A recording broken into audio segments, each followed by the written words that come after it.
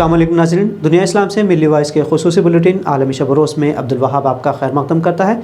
ख़बरें तफसील से देखने से कबल डालते हैं एक नज़र अहम सुर्खियों पर।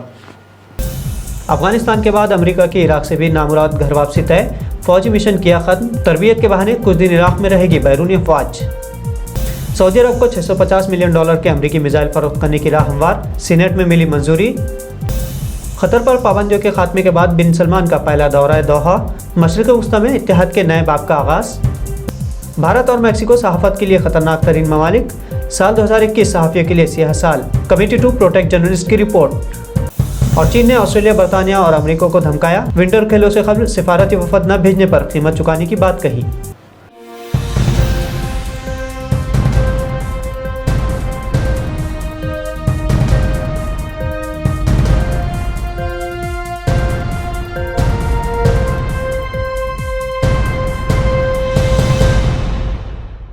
अफ़गानिस्तान से शर्मनाक वापसी के बाद बिलाखिर अब अमेरिका की क़यादत में गैर मुल्की अफ़वाज ने इराक़ में अपना जंगी मिशन ख़त्म करने का ऐलान किया है।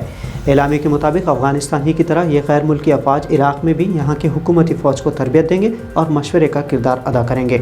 इराक़ के कौमी सलामती के मुशीर क़ासिम अल-अराजी ने जुमेरात को ट्विटर पर इत्तला दी कि जंगी मिशन मुक़र्ररा वक्त के अख्तिताम से कबल ही ख़त्म कर दिया जाएगा और अब लड़ाका फ़ौजियों को इराक़ से इनक़ला हो जाएगा। अमरीकी सदर जो बाइडन और इराक़ी वज़ीर-ए-आज़म मुस्तफ़ा अल-काज़मी ने जुलाई में इराक़ में अमेरिका के लड़ाका मिशन को 2021 के आखिर तक बाज़ाब्ता तौर पर ख़त्म करने के माहदे पर मुहर सबत कर दी थी। मग़रिब के सिक्योरिटी और सफारती हुकाम का कहना है कि इस तब्दीली को इनक़ला करार देने का अमल गुमराह कुन है, क्योंकि इराक़ में तैनात अफ़वाज की तादाद में बहुत ही कम तब्दीली आई है। मग़रिबी हुकाम का कहना है कि इनमें से ज़्यादातर फ़ौजी गुज़िश्ता कुछ अरसे से सिर्फ मेज़बान मुल्क की सिक्योरिटी फोर्सेस को तरबियत देने और मुशावरत का किरदार अदा कर रहे हैं। अमेरिका और उसके हमनवा मुल्कों ने साल 2015 में इराक़ में अपने नए जंगी मिशन का आगाज़ किया था। इधर अमेरिका ने सऊदी अरब को $650 मिलियन के दिफाई सामान फ़रोख्त करने का ऐलान किया था, जिस पर अमरीकी सीनेट में चंद मेंबरान ने तशवीश का इजहार किया था। इन सीनेट मेंबरान की तशवीश के बावजूद अमरीकी सीनेट में सऊदी अरब को अरबों रुपयों के दिफाई सामान की फ़रोख्त करने को रोकने की करारदाद को रद्द कर दिया गया है। वाइट हाउस का कहना था कि सदर जो बाइडन के दफ्तर ने मिसाइल फ़रोख्त पर पाबंदी की करारदाद की सख्ती से मुखालिफत की थी। अमरीकी महकमा ख़ारजा ने नवंबर में सऊदी अरब को $650 मिलियन के एवज़ 280 जदीद तरीन फ़िज़ा से फ़िज़ा में निशाना बनाने वाले मिसाइल और 596 मिसाइल रियल लॉन्चर्स की सऊदी अरब को फ़रोख्त को मंजूरी दी थी। यमन के हौसी जंगजुओं के हमलों को रोकने के लिए सऊदी अरब ये मिसाइल ख़रीद रहा है और अब अमरीकी सीनेट के फ़ैसले से हथियार फ़रोख्तगी को हरी झंडी मिल चुकी है। नाज़रीन, अगली अच्छी खबर मशरिक़ वस्ता से हैं, जहां 2 अरब ममालिक के ताल्लुकात बहाल होने जा रहे हैं और ये खबर क़तर से है, जिस पर सऊदी अरब और उसके इत्तेहादियों की जानिब से पाबंदियों के ख़ात्मे के बाद पहली मरतबा सऊदी वलीअहद बिन सलमान दोहा पहुँच गए हैं। सऊदी हुकूमत ने क़तर के साथ तवील अरसे से जारी बहरान को रवा बरस जनवरी में ख़त्म करते हुए सफारती ताल्लुकात बहाल किए थे। दोहा में क़तर के अमीर शेख तमीम बिन हम्माद अस्सानी ने सऊदी वली अहद का इस्तकबाल किया। इत्तलात के मुताबिक दोनों रहनुमाओं के दरमियान मुलाकात में कई अहम उमूर पर बातचीत भी हुई। साल 2017 में सऊदी अरब और उसके कई दीगर अरब इत्तेहादियों ने मुश्तरका तौर पर क़तर पर पाबंदियाँ आयद करने के साथ ही उसकी नाकाबंदी कर दी थी। तहम ताल्लुकात बहाल होने पर मशरिक़ वस्ता में इत्तेहाद बढ़ने की उम्मीदें जताई जा रही हैं।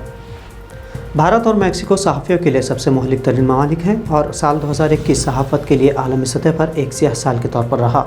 ये कहना है न्यूयॉर्क में क़ायम कमेटी टू प्रोटेक्ट जर्नलिस्ट का। कमेटी के मुताबिक साल 2021 में दुनिया भर में रिकॉर्ड तादाद में सहाफ़ियों को जेलों में बंद किया गया। 293 रिकॉर्डशुदा सहाफ़ियों में सबसे ज़्यादा यानी 1/4 सहाफ़ियों को चीन और म्यांमार में गिरफ़्तार किया गया है। इस रिपोर्ट में भारत और मैक्सिको को सहाफ़ियों के लिए सबसे मोहलिक तरीन ममालिक करार दिया गया है।